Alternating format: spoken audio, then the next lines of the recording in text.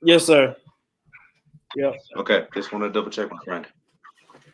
Hello and welcome to another episode of Fight on Montana. I am your host, Adam Healy, with my co-host, Angel Villanueva. We are here to take a deep dive into everything Grizzly athletics.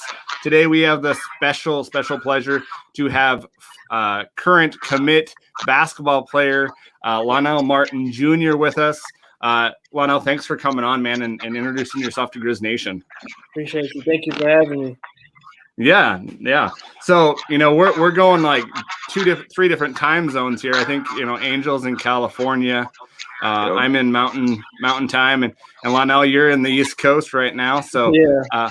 We got all the time zones covered here. So Lonnell, you are from Flint, Michigan. How was that growing up in Flint? Growing up in Flint is definitely not an easy place to grow up in, but like one thing's for sure is that the love is there, and everybody supports you. You have a big support system, and I say like the biggest struggle would probably be just like really just the water. That's the biggest struggle in Flint. And but like growing up, like even from a young age, even like the older guys that play basketball, going down to like the local YMCA, everybody supported you and was helping you reach your goal. So that was like a big thing. Are they still having problems with the water treatment plants and water there? Yeah, it is. It's they're slowly fixing it, slowly working on it. If you go like down into downtown Flint, you'll see a lot of construction going on, and it's been going on for quite a few years. But yeah, it's still pretty bad, and they're still working on it to fix it though. Okay. So what would that look like? Do you guys do a lot of bottled water, or what's? Oh, recently when it first came to light, there was you would see a lot of places there, like probably like every church on every corner. They had like it was like a place where you can get bottled water and stuff like that. And but now it's kind of really calmed down because they say they fixed the problem. But yeah, they still do. A lot of people still do as much as they can to help the city. But But that's good. Well, I'm glad things are kind of changing around. I know that must be tough, especially growing up in an environment like that. Kind of thinking along those lines, growing up in a place like you grew up, what kind of really sparked that passion for basketball? Really just like growing up in my family playing basketball. I come from like a basketball background family, so growing up watching them play basketball, I wanted to be just like them. So seeing their success, and I want those same success. So. And I think you have a couple uncles that either played in the NBA and a cousin that plays in the NBA or the G League. How has that kind of built you up and kind of helped you kind of build off your game and kind of help you that way? It's something that I most definitely that God blessed me with to grow up with something like that, and it's definitely helped my game because they're really involved with my game and also my recruitment and my future. And they do the best they can to help my game. So it's kind of cool learning from them. Not only learning from their mistakes, but also learning from their successes, seeing what they do good and see how I can implement that into my game. See, one of the things that I'm most passionate about or just really interested in is learning about people's stories. I know I have my personal story when it comes to the recruiting board. I was really late on the recruiting board. In turn, I was still fortunate enough right at the end to really kind of get an opportunity to play at the University of Montana. So I'm just kind of curious, man. Walk me through your kind of recruitment journey, how that kind of unfolded for you. Okay, so I started off at Grand Blanc High School. This is like a public school. We're pretty good. So probably my sophomore year, and then junior year we were horrible. Then our coach ends up getting fired, and we get a new coach who competed on that level. He came from Kalamazoo Central, where he had won multiple state championships, and he was coming from Albion College, which is D3, where he also had some success there. And I wish I'd have had him earlier, but he did what he could, and my recruitment was kind of slow coming out of Grand Blanc, so I ended up going to IMG Academy, where I had a heck of a year there. I really enjoyed that. And after that, I ended up committing to Youngstown State University, which is a low major D1 Horizon League. And like probably I would say like a month, I had to take my SAT still, and then I took my SAT and I was short on a few credits.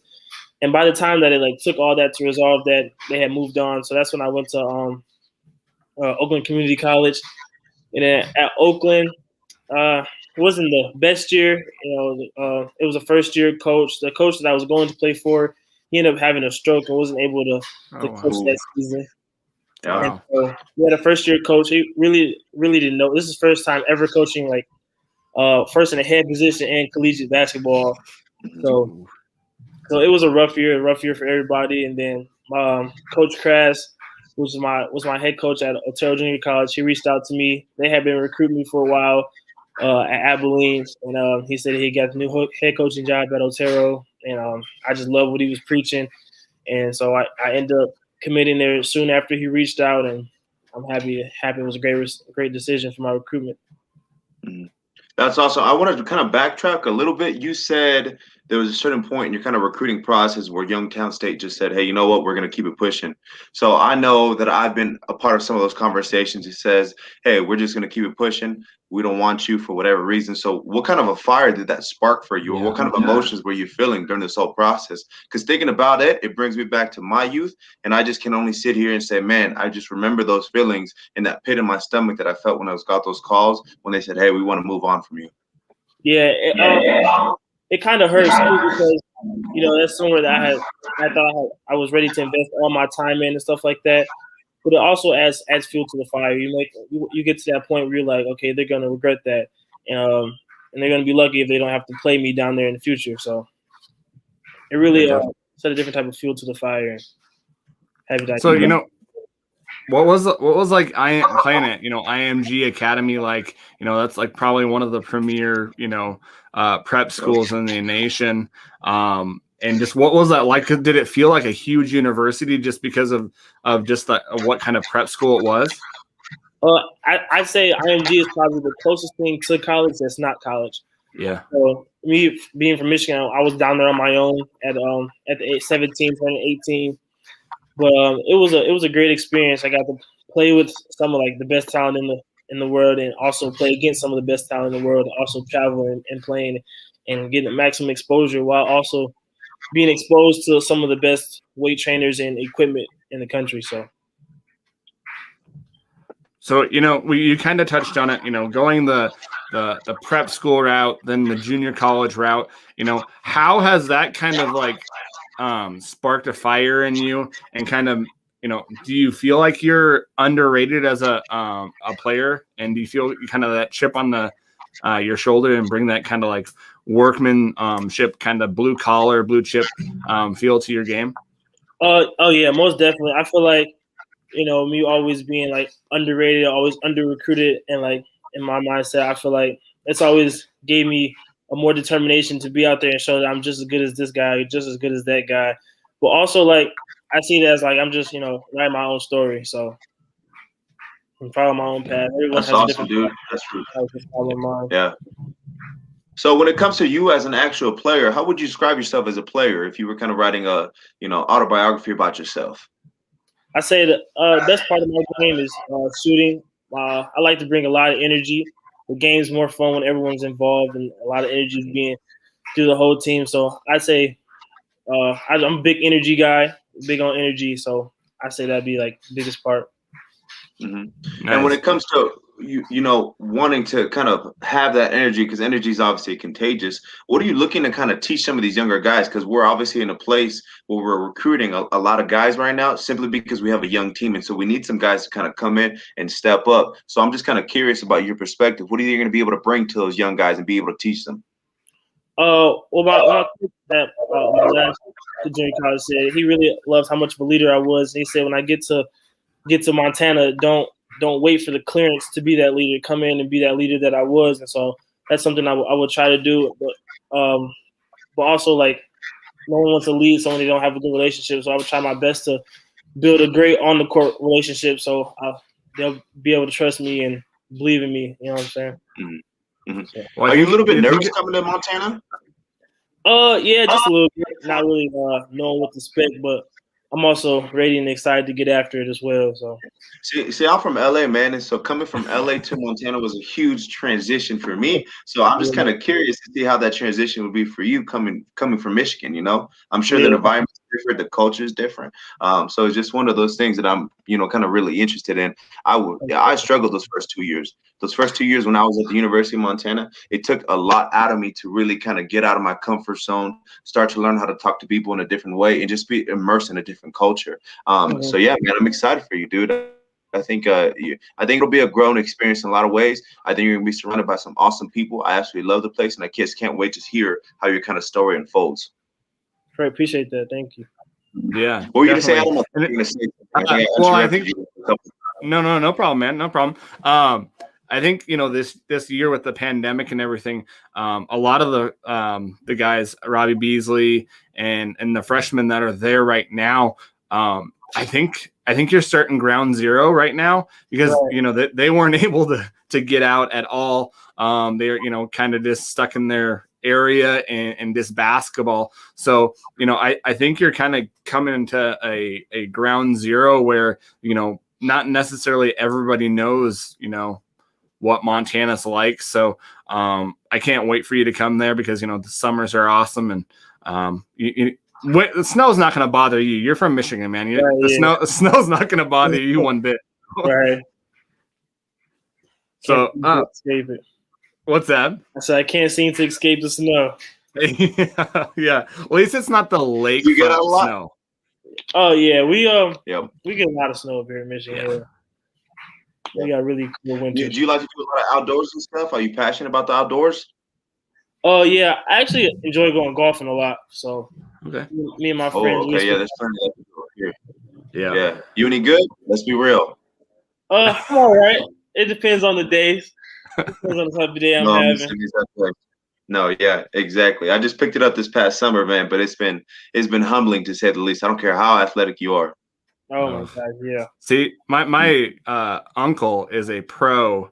He's played in the U.S. Open and played on the senior PGA, and I've grew up like playing golf my whole life, and he'll watch me swing, and he's like, "Dude, there's no hope for you. There's nothing.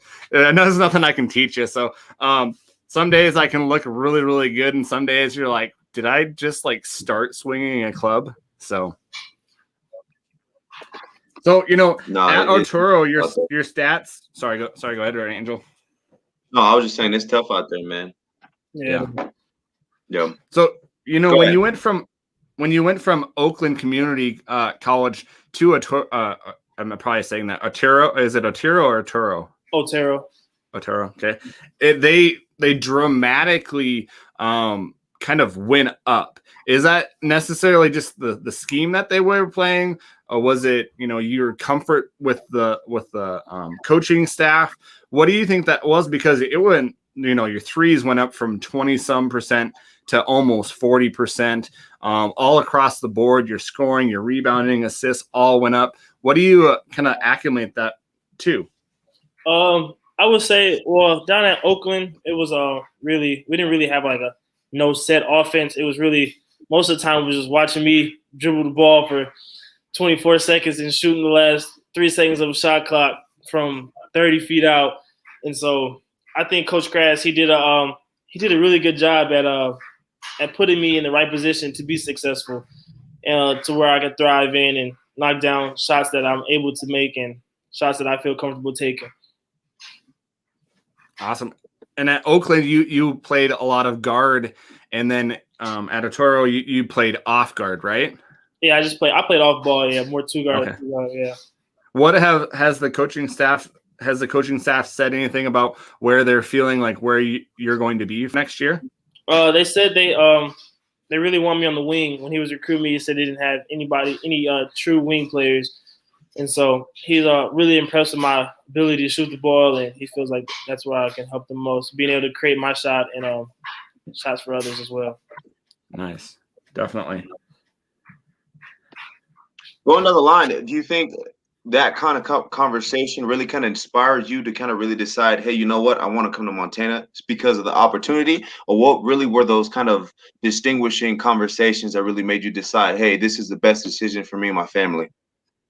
Oh yeah, most definitely. So, like the first call that I got was from Coach Cobb. Was he's the head associate coach, and first he talked about all the film that he's watched of me, and that he said he believed like I'm one of the missing pieces that they were missing. He said they had like 3 guards that averaged about 10 points, and then Coach DeCure said that implementing my shooting ability, said that this offense is based for me because of my ability to shoot and transition and fly off screens. And so he said he'd be able to implement that 15 to 16 points into that, and he feel like would be successful from that. So, and I believe you have 3 years left, right? I do, because you went the JUCO the prep route. You have 3 years. Yes, sir. I do. Yeah. That's awesome. That's awesome.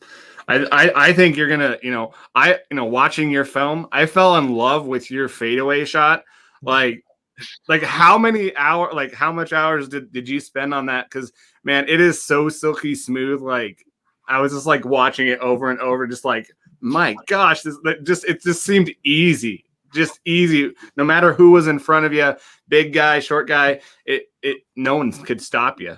Appreciate it. So last year when I was playing point guard, I was checking guards that were a lot smaller than me, so that definitely they were a little bit quicker than me. And so my dad said I was working too hard to get a shot. And so being these little guards, me being 6'4", I was able to shoot over them, and to add. So when I got to Otero, to add a fade in there for the guards that's about the same height as me, is that fade gives me an extra inch to make it tougher for them to contest. So definitely. Oh, and I think he got that down. So that's awesome, man. Thank you. One of the things that I love kind of just asking just athletes in general is a lot of people see what you do on the court, obviously, going out there being a performer, but a lot of people don't see what goes on behind the scenes. Do you have a certain type of training regimen? Do you have certain, I guess you could say, superstitious things that you consistently kind of hound on in order to make sure you're kind of in tip-top shape all year round? Or is it kind of like off season's off season, you need that kind of breakaway? Really? So like my family is always in the gym, so they stress really. There's no off season. So in the off season, even during the season, me and my coach, we're at it 5:30, 6 a.m. every day. And then so even when I got off the plane the next morning, I was in the gym at 5:30 a.m. And for me, it's more of it's a discipline thing, keep myself disciplined. If I'm able to consistently get up at that time and work out every day. And even like the days, my dad says the days you don't feel like it is the days you got to go hardest. So that's sweet, dude. Sweet, love it. What were your emotions? You've had a journey, a lot of ups and a lot of downs. What were your emotions like when you finally committed to a D1 school, at the University of Montana? And, did you have family there? Did you have friends there? What was that like? It was really surreal. My teammates at Otero, they had really became my family. Because we had just built such a great off the court relationship, and they were happy for me, and it was emotional for them too because they knew my story and they watched me work towards that. And for my mom, it was really emotional for her as well because she would always be sad about how things were going for my recruitment and stuff like that. But it was really a surreal moment for me, so I really enjoyed that moment. Awesome. If you could do it again, this is something I think about because the way that you said about your mom is kind of similar to how it went for me when I told my mom about it. She broke down in tears. It's one of those things. She just kind of couldn't believe that it happened. I remember for me too, it was one of those things. I really never pictured myself having the ability and getting the opportunity to play at the next level. So I kind of look back and kind of reflect on it. And this might be an obvious answer, but if you could do it again and it could be the same exact process, would you do it again or would you change things up? Honestly, I don't think I would change anything. I feel like everywhere I've been through, I was there for a reason. Rather, if it wasn't basketball related, if it was for God wanted me to change someone's life or He needed me in someone's life at the moment, and I just feel like I'm paving the way for people behind me. So really, I like my story, and I feel like it'd be one to tell in the future. So I'm glad that you said that. Obviously, in my life, and I'm sure just as much as your life too, it's really kind of my mission and my goal to inspire. I think that's what I'm really about on a foundational level as a young man. So if you can talk to those people that are listening, that youth that's listening right now, the people that are looking up to you, the people that are following you or trying to follow your footsteps, what do you think you tell them? I'd say the biggest thing is the focus on your own path, and don't count other people's successes because everyone has a different story and everyone has a different path to their goal. And so I think that'd be my biggest advice for them. That's beautiful. That's awesome. That's awesome, man. So you mentioned your mom and your dad. Who or what has helped you kind of get through this journey and kind of stick with it and kind of keep on going? Really, my whole family. Honestly, my uncle, my cousins, they're all invested. They all invested into my game, into my future, because they want to see me succeed just as bad as I want to succeed. And so, really, it's a big team effort. I remember the nights, like literally, probably 10 people in the room, just talking about my future and how we're going to get this done and how we're going to execute this goal. And so, I'd say it really just wasn't really one person. It was my family as a whole. Okay. Awesome. Just out of curiosity, man, I like to ask this question. Who's really kind of your hero? I know you talked about your family just being a whole really big, important part of this, but is there a person? Is there a player? Is there someone that really kind of inspires you to that you think about time and time again to really kind of get you out of it? I know you said it's about being disciplined, but I know that there's people in my life that kind of help me get out of bed too. Like for me, it's obviously my mom. I think she's one of my biggest heroes. But at the same time, I think one of my other biggest heroes is just myself. I'm always chasing myself. So I'm wondering, do you have any of those type of people? I say my biggest heroes be my mom and dad, because they did a lot of sacrifices for me to be in the position I am, and they did the best they job to raise me. I think they did an amazing job, and I just my parents, my mom, she gets up at 6 a.m. for work, and my dad, he gets up around 5 o'clock for work. So and I know what that's like. Yeah, 100%. I respect that 100%. Yeah. So, you kind of mentioned some of the qualities that you strive to be with, that determination, that work ethic. What other kind of qualities do you pride yourself in? Really being just a respectful and mannerable person. I like to leave a good footprint behind when I leave, for people just to have a good image of me, really. Awesome. So outside of football, man, do you have any other passions? I know you kind of mentioned you like to golf a lot, but is there anything else? Like for me, it's obviously food, man. I throw down anywhere I go. The Mexican food, the Mexican culture. So I know a thing or two about that. So do you have any passions outside of really basketball? Nah, really just basketball. Honestly, I was born into basketball. So, all work. I respect it. Mm-hmm. Yeah. Awesome. So, you've played guard and you've played shooting guard. What is your favorite position that, out of those two? I would say probably shooting guard, because I think my ability to create my own shot is the best part of my game, and knocking down tough shots is the best part of my game. And I do a really good job at getting people involved, and I think that's where my point guard came in. But being able to be a shooting guard and also be able to score and get other people involved, I think that helps me a lot at playing that position. So, yeah, definitely. One question that I was kind of curious about, man, obviously you're coming to a pretty top tier arena as far as, fan base. It's pretty aggressive. They have a lot of expectations, and sometimes you feel some of that type of pressure. So how do you think you're going to be able to feed off that? You think it's going to excite you, or you think it's going to take a second for you to kind of adjust? I think it's going to excite me, honestly, because I'm there with, one job on my mind, and, nothing's going to stop me from doing that job. And I think that everybody in Montana is the fan base is amazing. So I think that they'll have that faith and belief that we can get it done, and I think it'll help boost that level, actually. Mm-hmm. Awesome, that's cool. So in Montana, there's one rivalry. In Montana, you don't have any professional sports teams. You have semi baseball. But the colleges are the show, right. And so I know coming from Michigan, you have those professional sports teams, you have those bigger colleges. What do you think it's going to be like having kind of like what Angel said, that pressure, you being the show, which is an awesome feeling to have because everyone's coming to you guys. You know, you guys are there where they're spending their money. How does that make you feel? That's probably something that you haven't felt before, just because, you know, Michigan is totally different than Montana. And, you know, so I'm a huge Michigan State fan. I don't know where you fall in the Michigan way, but I'm blasphemed in my family because, you know, all my family's Michigan fans except for me. So, yeah, sorry, I went off on a tangent there. Oh, you're fine. I'm really excited for it. Because this is something, you know, that kids dream of ever since they're little, to play on the biggest stage they can in front of as many people as they can.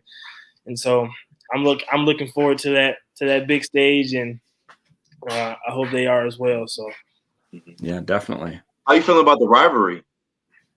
Oh, I haven't heard much about the rivalry. Find out, bro. Let me just tell you. Find out. I have a friend that goes to Montana State Billings, and he said people travel hours just for the game. So, 6 hours, man.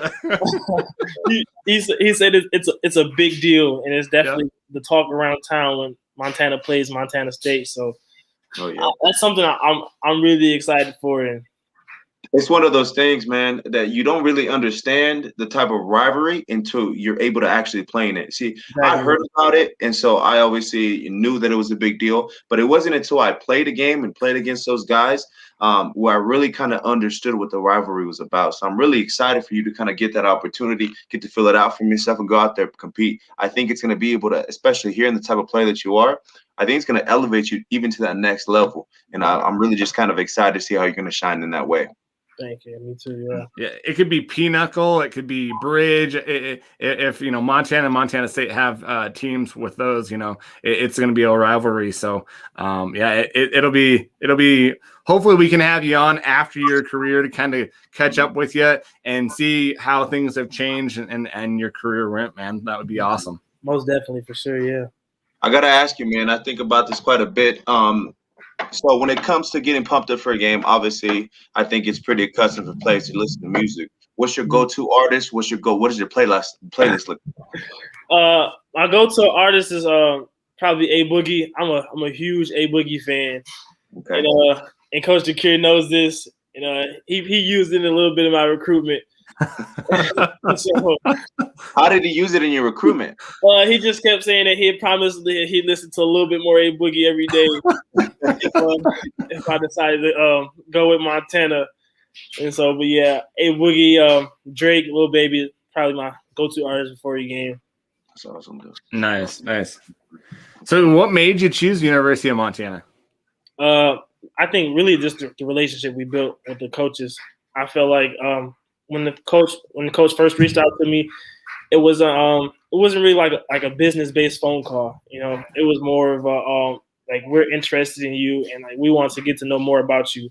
And then as we went on, the phone calls started coming less about basketball and more about who I am and what can we do to learn more about you or help you. And I feel like they built a great relationship, and that most schools didn't take the time to do. Well, and you had some pretty good offers from some, you know, bigger D1 schools, I believe. You know, what other schools were after your services that, you know, other than University of Montana? My Final Four came down to Murray State, Oral Roberts, and Abilene Christian. But and it really came down to Abilene Christian and Montana because my coach, he had recently was an assistant coach at Abilene Christian, where they also had some success. But I think really my decision just came down to who I built the best relationship with, because I wasn't able to see the campus or anything like that. But that being said, not being able to see the campus, coaches, they were on FaceTime walking around the whole campus, making sure I seen it. I was on Zoom calls with the whole staff and the teammate while they're on the road. So that's awesome. Mm-hmm. That takes a lot, man. I think for me, I kind of got the same vibe when I was getting recruited too. For me, I'm a big people person. And you know what? I understand at the next level, it becomes a business. And sometimes in some places, it becomes a nasty business. And so for me, I kind of felt the same thing. It was one of those things that I vibed with the coaches. I took a leap of faith. I didn't make no visit until after I committed. I wasn't able to see the campus until once I said, hey, I'm going to come here. But once I came here, it was one of those things. I felt like, this place was where the people cared, the community cared. And that was really, really important to me, man. So I think you made the right decision. Let's just say that. I agree. Yeah. Mm-hmm. And he's still there, so that says something, right? Yeah. Yeah. Left.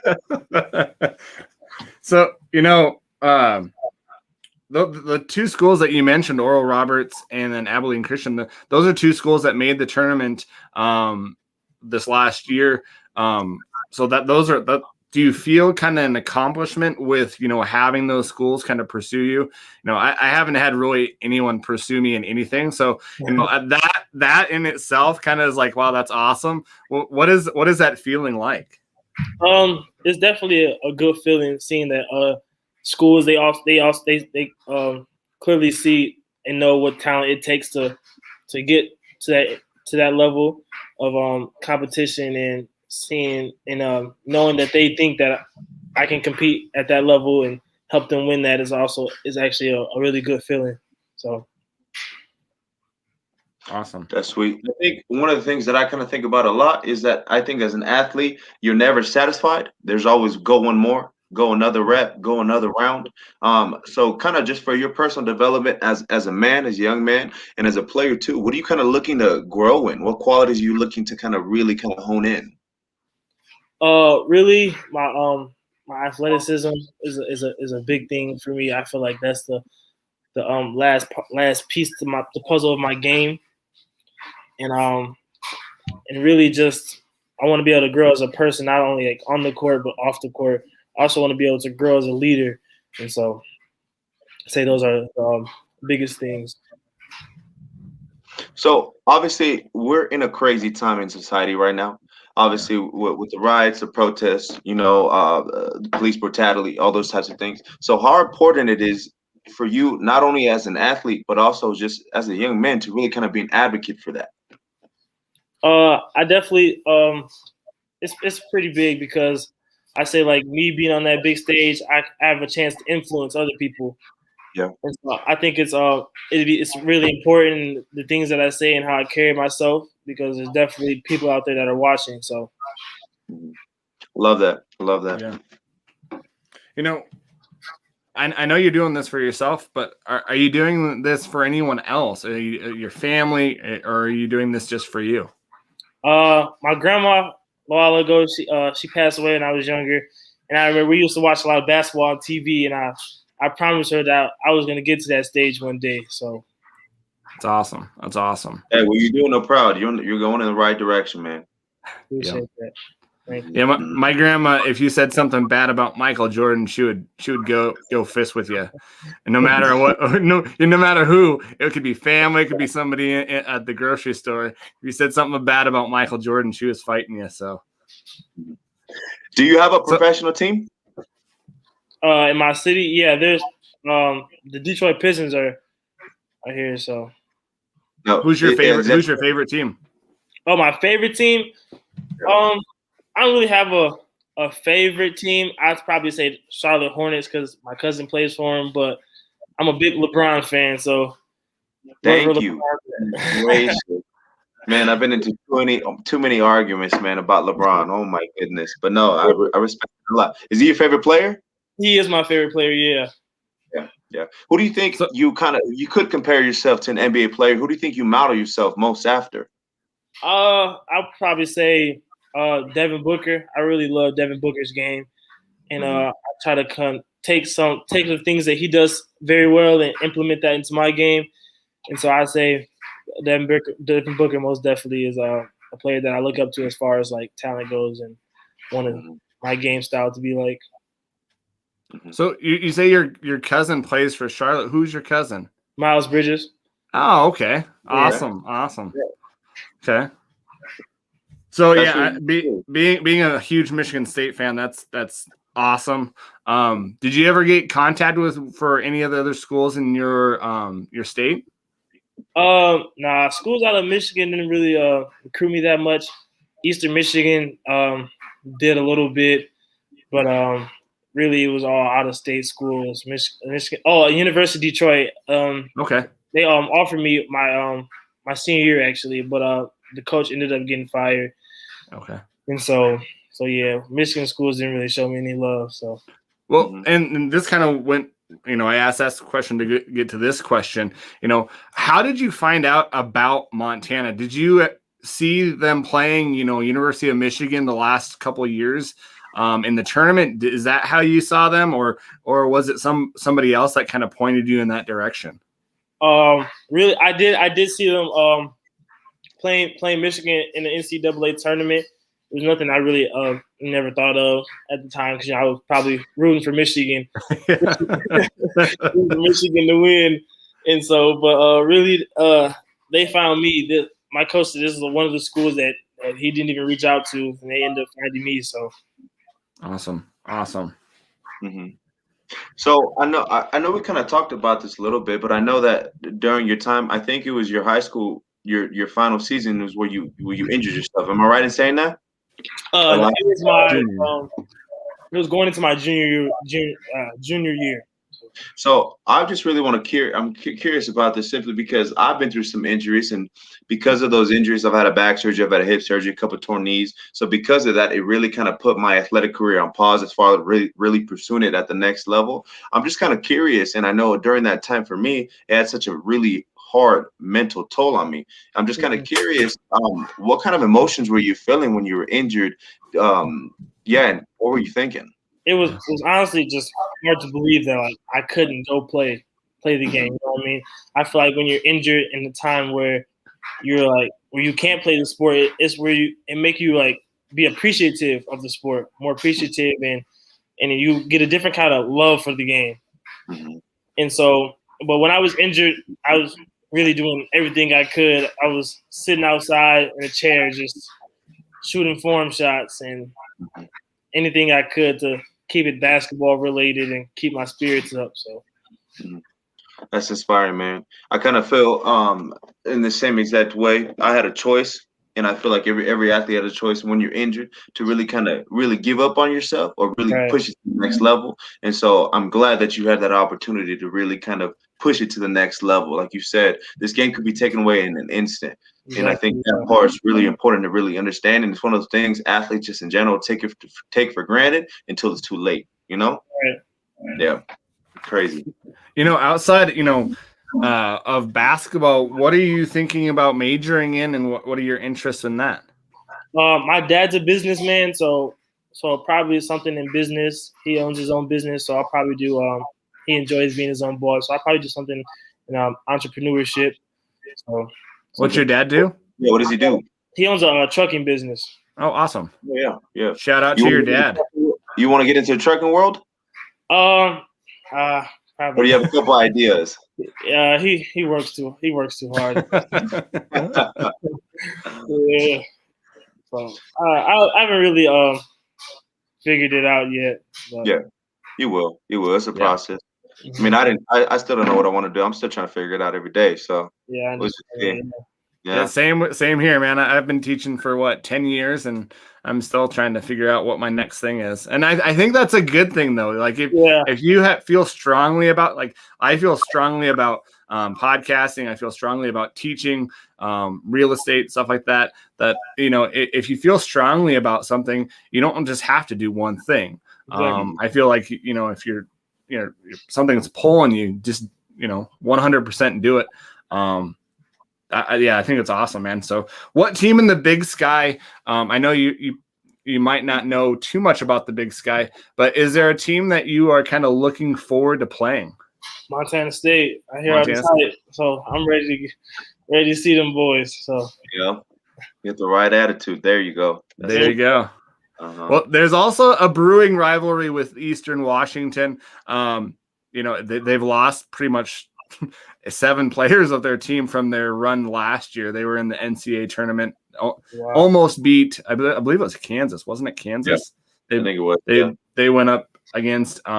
So it's going to look drastically different this year. But there are some really big time basketball being played in Big Sky Country. And, Montana has had some great coaches. Judd Heathcote, former head coach at Michigan State, got his start at Montana. Kelvin Sampson, that's playing or coaching at University of Houston. And then Tinkle out at Oregon State as well. So there's been some good coaches, good teams that played at University of Montana. So yeah. So what are your thoughts and expectations? Going into this first season, I can't wait for you to have a season where you have fans. Did you have So this is kind of a two-part thing, but did you have fans this year and at your games, and what was that like? Actually, after maybe our third, fourth game, they started letting fans in. Okay. At Otero, the only people that were on campus were athletes. Okay. And it was a really small campus, and a really for a junior college had a really good culture, and so everyone knew everyone, and everyone was going to support. Whether it was softball, baseball, basketball, everyone enjoyed coming out and showing a lot of support. And so, nice. So, what are your expectations and what are you wanting to do for this first year or even longer? What are your goals at the University of Montana? Definitely goals is to win some championships for sure. And I say that honestly, that's the biggest goal is in winning. I think we got the talent to do it, and I think we've Coach Griz added some really good pieces to that puzzle. And I feel like the players that were there the past year, they also have what it takes to win. And so I feel like that'd be the biggest thing that I'm looking forward to winning some games. And honestly, just building relationships with the players. So, is there somebody that you've kind of developed a more of a stronger kind of friendship relationship so far through the group chats and group texts? Nah, not really yet. I think it'll probably be better when we all get a chance to actually meet each other face to face. But we talk here and there, fill each other out, tell them what we're doing, stuff like that. So obviously leaving Michigan and not having the opportunity to live in Oakland, what do you think you're going to miss most about kind of those travels coming to Montana? Probably just my family, honestly. Yeah. I got a really close relationship with my family. Excuse me. And I think that's probably the biggest thing. And when Coach asked me if if I was willing to be recruited outside of the state, and I feel like there's so much more in the world, in the country to explore, and I want to be able to explore those things before it's too late. So Awesome. it's a lot more things than just home. I have to ask this question. So one of the things that I struggled with was obviously the Mexican food leaving California. Is there a certain spot? Is there a place in Michigan that you're like, man, I'm gonna miss this place? Okay, so it's this place called Big John's. That's only in Flint, and they sell these Philly steak sandwiches. Man, they're to die for. So you can't go wrong with a Philly, man. That's crazy. Let me ask you this: do you know how to cook? Yeah, my dad likes to cook, so I watch him a lot. He actually barbecued yesterday. So yeah. Throwing down. Can be mad at that, huh? That's cool, dude. That's cool. That's awesome. Yeah, but that's why I came down to California, just for the Mexican food. I had to come down for a couple.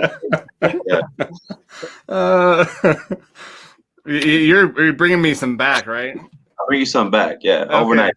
All right, overnight. Yeah, So what are you most forward to looking forward to getting to the campus? What are you looking forward in doing? Really just meeting my teammates. Honestly, starting that relationship, starting to build that chemistry, and getting into the gym. And really, I think that's when it all hit me that first time in the gym. That I made it. So. And when are you scheduled to be on campus? Did you have a day yet? We start workouts Monday, and I'll be on campus this Friday afternoon. Okay. There you go. That's a quick turnaround, man. It is. Because you just ended your season here a couple weeks ago, didn't you? Yeah, we did. Yeah. Okay. Yeah, that's a quick turnaround. So what are you since your injury and being an athlete, and kind of Angel has mentioned this too. What do you do to kind of keep yourself energized and kind of just fresh? Really, I try to get in the cold bath and get as much treatment as I can while I'm here. My uncle said, part of one thing that'll keep you a step ahead of the people that are working just as hard as you is the way you take care of your body. So really just watching what I put into my body and doing the best I can to take care of it. Nice. That's one thing that I can relate to. See, that's one thing that I wish I would have taken a little more seriously. Obviously now I don't regret my story. I love it. I think it's really inspirational. I love telling it to people too. But that was one of the things that I wish I would have just realized a little sooner, that my body is the business. My body pays the bills. You know what? If I would have taken care of it a little better, who knows where I would have been at. But man, I'm so grateful for the opportunity I get this to kind of share and have these conversations with people like you, share my story with Adam and the listeners out there. So yeah. Definitely. So did you have anything else, Angel? That's all I had. All I have, man. I think it was a pleasure really kind of getting to know you. I'm really excited for the opportunity. I'm sure we'll run into each other a couple of times. I'm still hanging out with a lot of guys on the football team. So I'm sure at one point we'll run into each other and we'll be able to chop it up, have a conversation here and there, and hopefully down the road go get some golf in too. I want to see if you're really as good as you might. Yes, sir. I'm actually heading to the golf course tomorrow after I leave the gym. So nice. Yeah, Lonnell, I can't thank you enough for spending some time with us, and I really think you're going to have a great career, and can't wait to watch you play. And I just hope that you have a great time there and get to work, man. That's going to be awesome to have you there. Yeah, if you need anything on our end too, even if it's just somebody to talk to, I know that it gets tough, kind of making that transition. We'll always be in your corner. We're here to support you. We're here for your success, man. And we can't really see what you bring to the table because we're ready to see it. We're ready to see that competitive side of yours. Yeah, most definitely. Thank you guys for having me. I really appreciate it too, taking the time. Hey, no problem. Hey, do you have any Griz stuff yet? Do you have any Griz apparel? No Griz apparel just yet. Okay, they'll probably hook you up soon, man. Oh yeah, right for sure. Looking forward to that. Awesome, man. Well, you have a safe time, and we'll talk to you soon later on in your career, man. All right, sounds good. Thank you guys. All right, thank you.